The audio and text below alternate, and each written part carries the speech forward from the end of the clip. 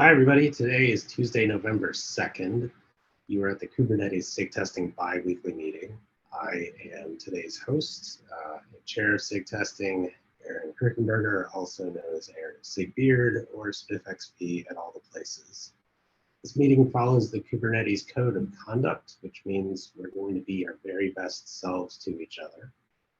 It's also being recorded so that it can be posted publicly to YouTube shortly. On today's meeting agenda, I've got a quick heads up, and then we've got some suggestions from Chow and Arnaud to talk about things.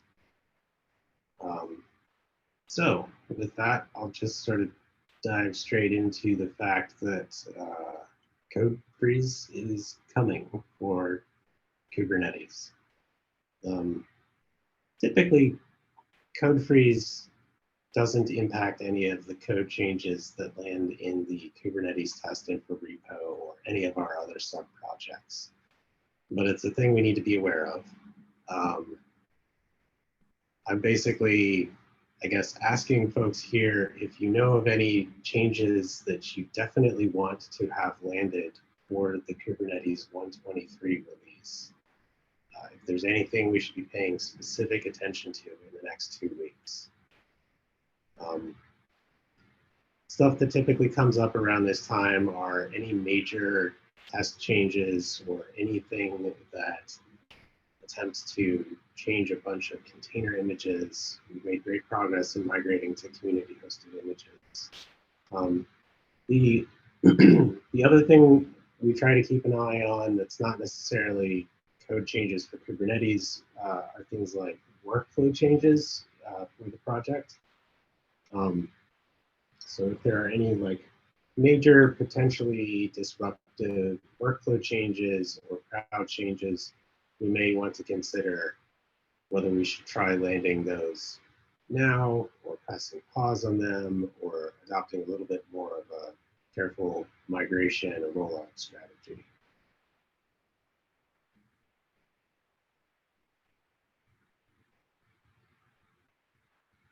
See everybody. Nobody's got anything they particularly want to land is what I'll take the silence as. How long does code freeze last for again? That's a really great question. I'm gonna look that up real quick. I think it's at Kubernetes dev/release. Typically, I think code freeze these days lasts until the release actually happens. So code freeze will happen Tuesday, November 16th. Then test freeze. So these are test only changes. If you want to like land your feature, then land your tests, which don't do that. That's not good. But for things like conformance tests or things that have been hanging out waiting for approval for a while, test freeze is November 23rd. And then I think things just stay frozen until the release happens on Tuesday, December 7th. So that's what, 1, 2, 3 weeks of freeze. And then my impression is it's kind of a lull until sometime next year. I think I had seen some traffic on Kubernetes issues about maybe using this time for any large scale breaking changes or like messy refactoring that we might want to land. The one that's top of mind for me is moving the Kubernetes default branch from master to main, which requires renaming like a bunch of shell scripts, a bunch of jobs, test grid dashboards, all that fun stuff. I think the plan is to start on that after the release goes out the door.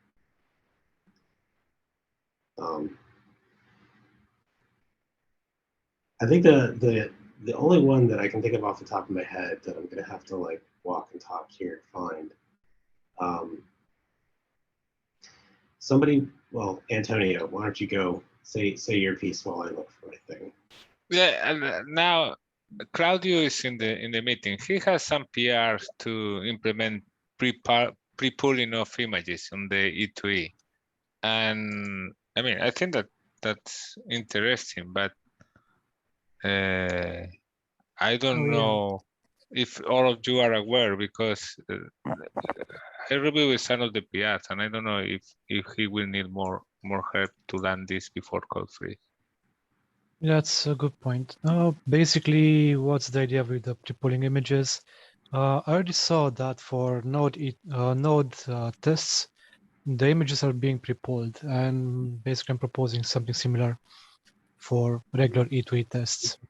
This is because we have been seeing some flakes in the Windows CI because some tests were expected the pods to start up in 1 minute, but if those tests somehow end up being the first ones to run, it might take longer than 1 minute to pull and unpack the Windows images.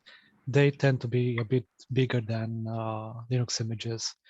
So that pull request, I'm gonna link it in chat. I think, yeah, Antonio already linked it. Thank you. That basically introduces an optional argument. By default, it's false. If it's set to true, it's basically going to spawn a daemon set for most of the E2E test images so that basically every node will have those images cached locally, and then deletes them and then starts the test themselves.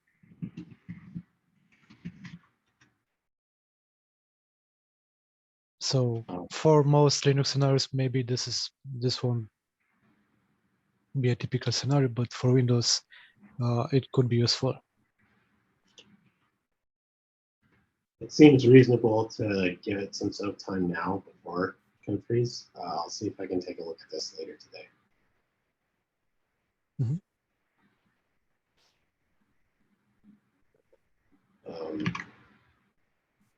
Oops. Sorry, still trying to find my thing. I'll put this in meeting notes too. And I do have another pull request, which it might be useful for us from what I observed. It's regarding if a test fails, we don't really see anything that happened in the pod, if there are any issues there, especially if there are networking issues. A lot of services, like diagnosed services that are being started up, every request is being logged, which is extremely useful, but we don't see that in case of failed tests. So if we could actually see that information, we might get some more in-depth view as to what happened for that failure. Did that request even reach the pod or not? Did it fail with some inter-pod communication? We don't know, because we don't see any of the pod logs in that scenario. So I've also sent a pull request for that as well. In that one, by default, we get the logs from the top 5 pods in that test. In most cases, it's more than enough. And in other scenarios in which the test spawns too many pods, more than 5, labels could be added to the most important pods. That should be logged, basically.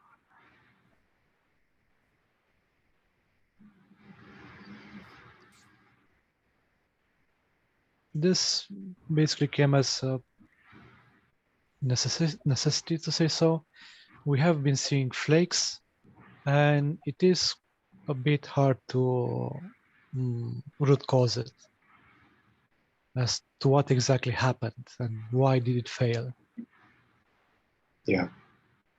No, I think this totally makes sense. I feel like this is another one I would want to turn on and just sort of see what it does. The only thing the only impact I can think of is like an increase in the size of the artifacts that we store. Or maybe there's going to be some flakiness in actually retrieving the logs for these pods. It could be the pods end up going away before we're able to retrieve the logs from them. But I don't know. I'm willing to sort of throw some live test data or some live test tracking. When it comes to the size of the logs, we only log the last, how many were them? 40 lines or something like that from the pod. So even in extreme scenarios, it will only be 40 lines deep. And the test that would generate a lot of logs would be the probe ones, in which basically we'll send periodically probes to some container which will then be logged. But in a lot of them, it might not even be logged at all. And this will only be executed in the cases which the tests failed. So in typical test runs, maybe there are a handful of failures. Okay. I'll put this on my queue. Thank you.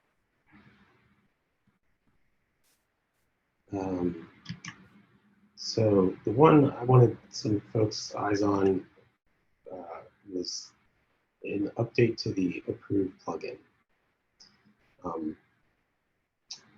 We had this person come by SIG testing a while back and sort of walk us through a demo of adding a granular approval flag to the approved plugin so that people could /approve specific paths or specific directories. This is all in service of trying to, let's see, empower more people, I think, to approve files. It's targeted at like getting rid of the, targeting the root owners or root approvers issue for Kubernetes. The fact that like there are very few people in root approvers, and we kind of don't want to add more people to root approvers. But we do want to, for those people who are like overprivileged, we want them to be able to say, I am approving just this specific part of it. And we can also allow people to approve just like specific paths inside of it. I'm fumbling on the use cases here, but the idea is this was discussed and brought to SIG testing a while ago, and then I think was iterated on, and initially it had been done as a separate approved plugin. The functionality has all since been gated behind a flag.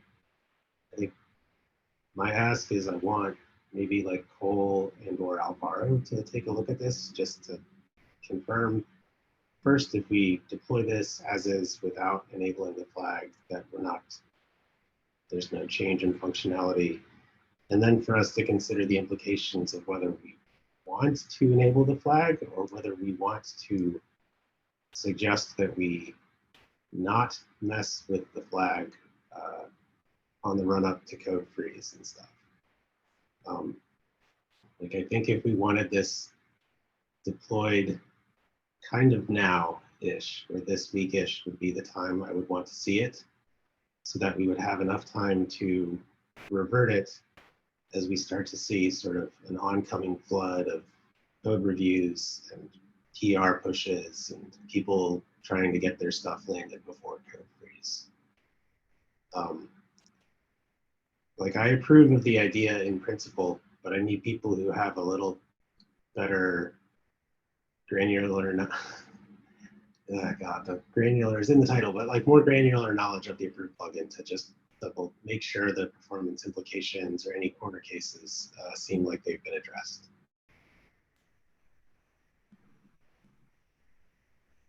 I have some thoughts on this.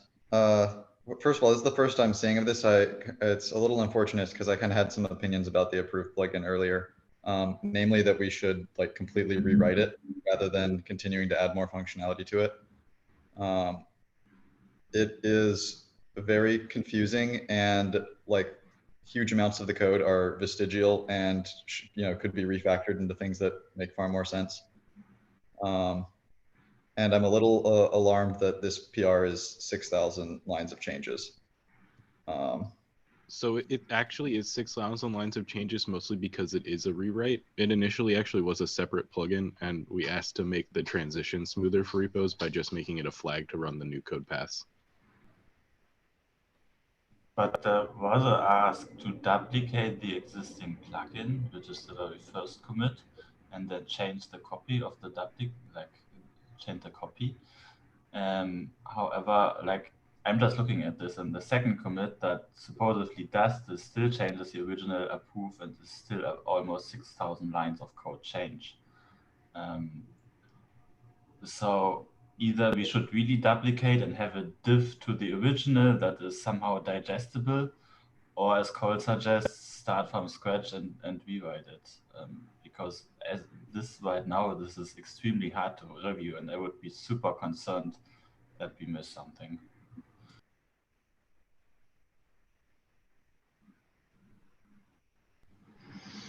Because the problem is, if we miss something in this area, this has gigantic implications. This is really something we cannot mess up. So that's why I'm so concerned. Okay. For what it's worth, a lot of this is tests. Yeah, I mean, I don't know. I think I want some pushback. Like I have this impulse of this has been sitting out since March, and I think Alvaro took a look at it back in March, but I don't know how much we've actually engaged with this since then. And yes, because of the large implications, I'm wary of having this land so close to code freeze. So I think maybe Alvaro or Cole, if you guys could sort of, what I'm trying to figure out is there anything that is usable here? You know, if they could break the commits out in a way that makes this easier to digest or easier to review, is there value in doing that? Because if I were this contributor, I would find it frustrating that after 9+ months, the feedback, or 9-ish months, the feedback from the people they've been trying to like get attention from is actually we got to redo the whole thing entirely. Would be a little frustrating. So I'm just trying to figure out how we can work with this. You can drop some comments on this. I'd appreciate it.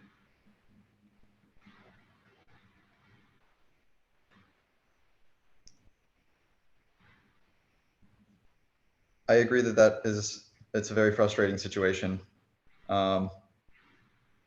I wonder if that's, you know, I'm not sure how we should handle that, I guess. Like Alvaro's looked at this a little more than I have, so maybe you know, like how much the other two commits are. Like I'm just looking at the two commits that are supposed to be the, you know, the changes, not the copy. And it still looks very massive. Do you know how much of that is actually changes and how much of it is stuff that should have been put in that first commit? No, not really. I just basically looked right now at the following commits. No. Yeah, I think like I'd have to go back and dig through the meeting notes of the recording to know for sure. Like I do recall this person showing up and actually like walking us through a demo of the proposed functionality. I think maybe the part of the process here that was lost is how we typically go through a design doc or a CAP or something to really walk through the implementation and the implications of this. And I feel like if I didn't have the memory of them showing up at the meeting, this PR looks an awful lot like dropping a multi-thousand line PR as the first step of engagement, which typically doesn't go very well. So it could be what's missing here is like a document that sort of lays out the design decisions and choices that were made. And it could be that breaking up the commits to make them more digestible in concert with the doc where we're talking about the decisions and the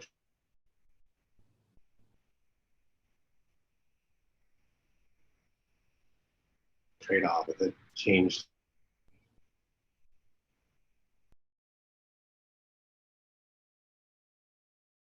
is such a fundamental part of this project's workflow. Anyway, yeah, I'd appreciate some feedback from you, Alvaro, and maybe I can chime in as well. Yeah, I have a look and try to leave feedback in the comment. Yes. Okay.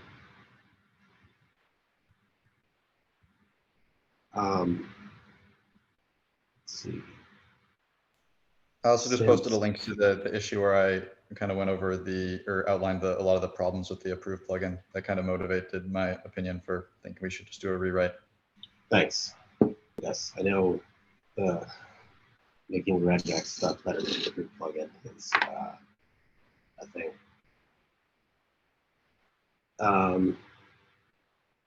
The only other thing I can think of about the big change prior to code freeze since Arnaud is here, the quick Kate's infra hat on the scalability jobs.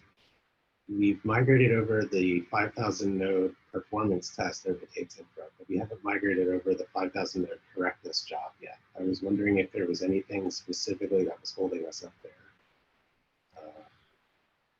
Not really. I think I want to leave that decision to see scalability because I talked to one of the leads and what he told me is they need some kind of bandwidth to do the migration and babysit the job in case there are some failure. So I did everything to prepare the migration. Now it's just an approval from them.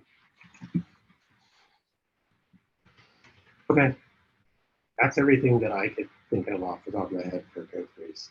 And thank you, Claudio, for and Antonio for bringing some other things to the table. With that, I'm going to hand over to Chow to talk about GitHub dependable. Yeah. Thank you, Aaron. So as I have asked Slack a couple of days ago, we found out that we can turn on GitHub dependable alert without modifying the code base. So I turned it on and I was not prepared that we have 17 alerts. And I'm looking at the page right now. I can copy paste the link in the meeting notes. So do you guys mind if I share, or I think Aaron, you should have permission to open the link. Yeah, let me allow you to share. All right. So basically we have 4 critical severity level and 5 on high severity. I'm not quite sure whether we should care.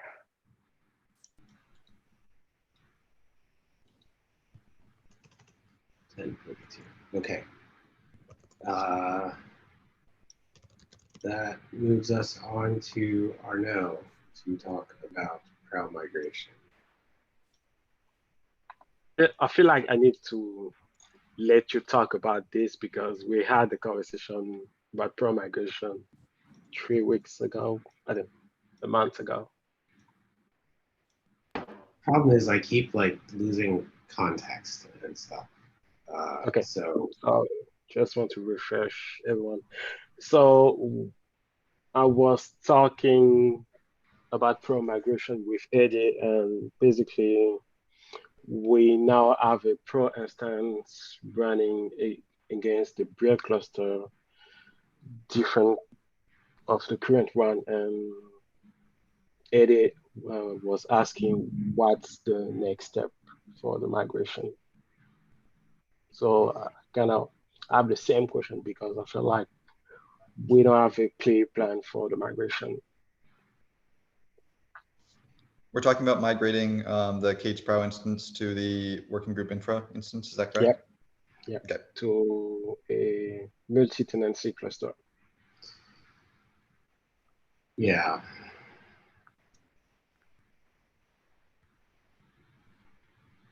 I would imagine that the next steps would be to migrate, sets of jobs or individual jobs at a time. Is that kind of the approach?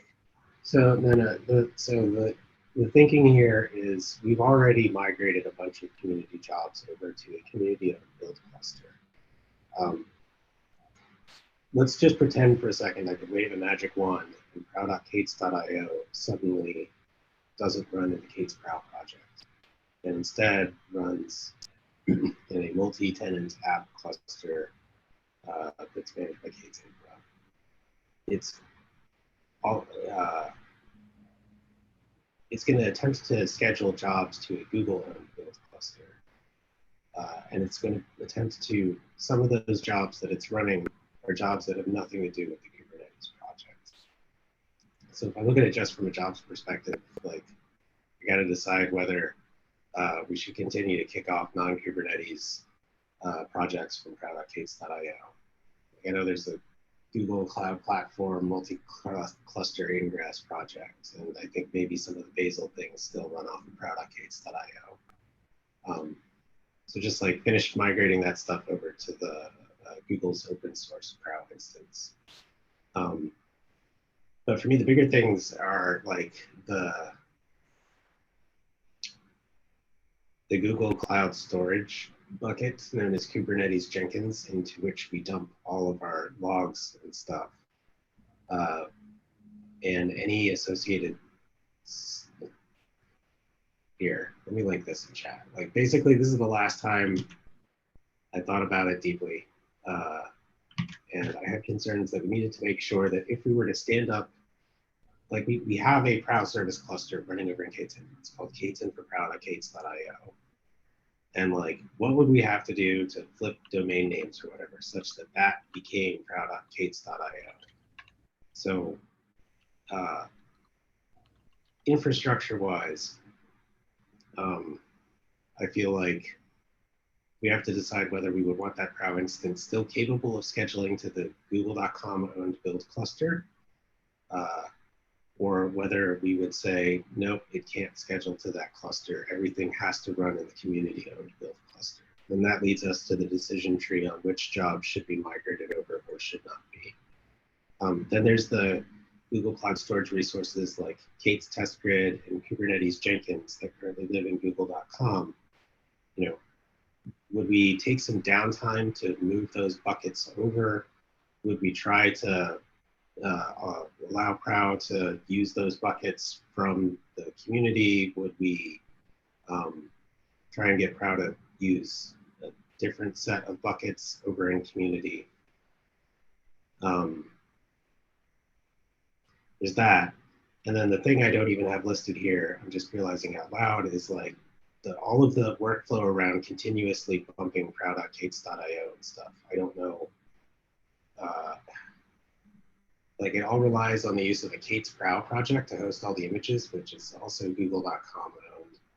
It's unclear to me whether we'd need to add privileges for the community owned Prow instance to write to that. And sorry, at this point, I feel just like I'm rambling, but I agree with Arnaud that like a migration plan needs to be developed, and I keep losing context and not having enough time to actually like get the context page back in and focus on it and come to it in sort of a rigorous step-by-step thing. I keep like trying to drop the things that I'm aware of based on where we are today, but I would love some help in actually putting a plan together.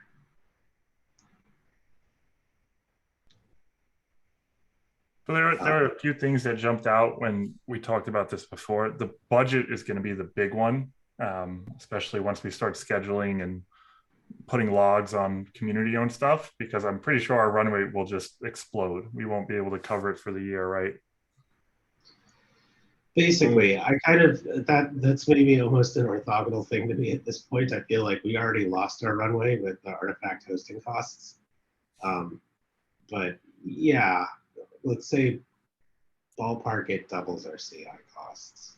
If that's assuming moving over Prow.k8s.io also means moving over all of the other jobs that it currently runs, right? For reference, I think it's ballpark like 300 and something jobs run over in the community cluster, and there are 1,700 and something that still run in the google.com cluster. But traffic-wise, those 300 are like way more. So these 1,700 remaining jobs, though, I doubt that many of them are for just Google purposes, right? Like most of the, like very few of those are going to be things that are shouldn't be running in that cluster, right? Yeah, a lot of it is like Kubernetes SIG's repos, like cluster API, all the cluster API repos, all the cloud provider repos. Like, there's a lot of valid stuff that hasn't been migrated. I sort of, in terms of, if we go back to your suggestion, Cole, of like, think about just the jobs that we should migrate, thinking that like running jobs is the majority of the CI spend, not necessarily the control plane or the service cluster. Then yeah, we've migrated over the jobs that are principally aimed at release blocking and merge blocking jobs for Kubernetes. We haven't really opened the floodgates to jobs for all of the other 100 and something repos that make up the Kubernetes project. Part of that's just from like a billing perspective. It's really difficult to segregate out billing on a per job basis.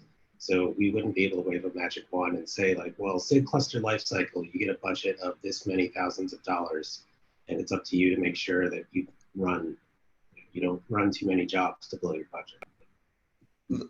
Yeah, using build clusters is probably the way I'd recommend doing that. If you want SIGs to be able to manage their budget individually, they can each have their clusters for that. Yeah, I agree. I suspect for a lot of the SIGs though, the cost is actually in the Boscos pools primarily. And then not really, also because the overhead of a build cluster isn't free. Not really, because some SIG have a lot of requests in terms of resources. I would say, for example, SIG release. Most of the job of SIG release not running Boscos pools, but directly on the build cluster. They consume a lot. Yeah, I think kind jobs eat up a whole node for the whole time they're running. Anyway, I feel like we're getting off tangent here. The motivation was to see if there's a way we can migrate just the service cluster, because the idea here is great. We're spending the community's money on jobs that run in the community on build cluster, and that's cool. But I feel like people are less incentivized to contribute to and help support Prow because they can't touch the Prow control plane. They can't see the same logs that all the on-call people can see. This is all kind of in service of allowing more community members to be able to join an on-call rotation that's basically best effort, and to be able to help out. And so the fact that Prow runs in a google.com only project is the blocker to that. Right, but isn't that also because it controls a bunch of other google.com resources? It used to. I'm not so sure that it does anymore. Like old Boscos pools and also the build clusters. I feel like if you haven't moved the build clusters, you can't move the service cluster. Just because of credentials build clusters.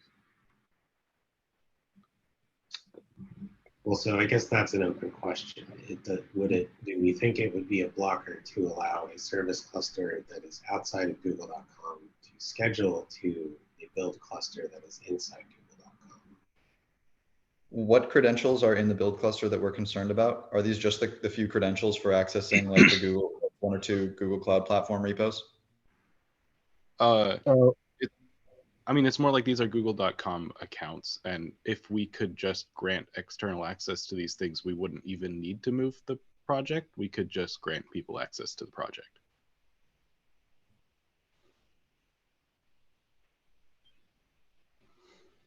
Like there's no upside to moving if we can grant external access. The only upside is moving the billing, which apparently is a problem right now. So maybe we don't want to do that. So for example, if we migrate a job that updates your internal calendar for on-call rotation, is it okay to move that job outside google.com? Actually, that's not a Prow thing at all. That's a Google internal thing, updating another Google internal thing that ends up in a Google Cloud storage bucket somewhere. Okay. That's a Borg job, actually. That's, yeah. I love it. No. Because I think we don't have a full list of things of credentials we need to migrate. So they may have some corner case, and we maybe need to review all the this temporal SIG testing job to ensure we can easily migrate them without security concern. Like I would do the security stuff I'm thinking of is I have a service cluster, cloud service cluster outside of google.com that has the kube config to be able to schedule to a build cluster, which y'all can correct me if I'm wrong, but last time I went through this, it required setting up basically an admin level user. So a GKE cluster outside of google.com more or less has full control of a GKE cluster inside of google.com. So it can schedule whatever it wanted inside of that GKE cluster. Kind of depends on like what workload identity bindings would be present inside of the google.com cluster, how far something would be able to get from there as far as what it could or could not access. Are you saying that we have that working today? I'm just waving my magic wand and asking if I was saying I thought that was actually like a technical blocker. The like being able to grant permission. I don't think there's a technical block on that. I question whether we should be doing that. Yeah, I like if I were to pretend I was somebody working at Google security, my eyes would be, I would have the look of disapproval on my face. I'd have the legate googly eyes.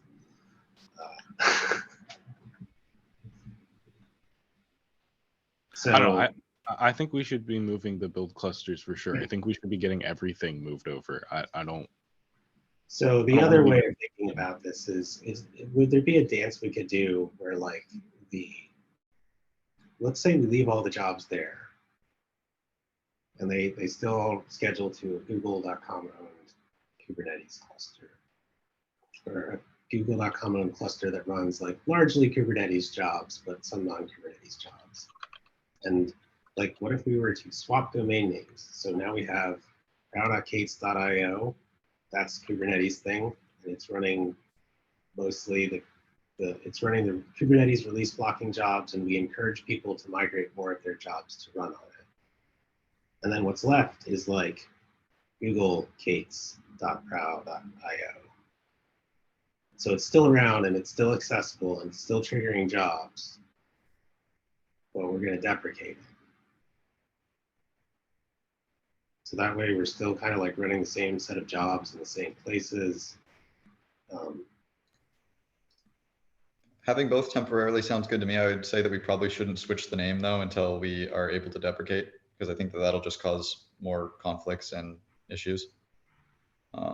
Right, if we can keep the name consistent, at least until we're ready to make that the other source of truth, that might be easier. Okay.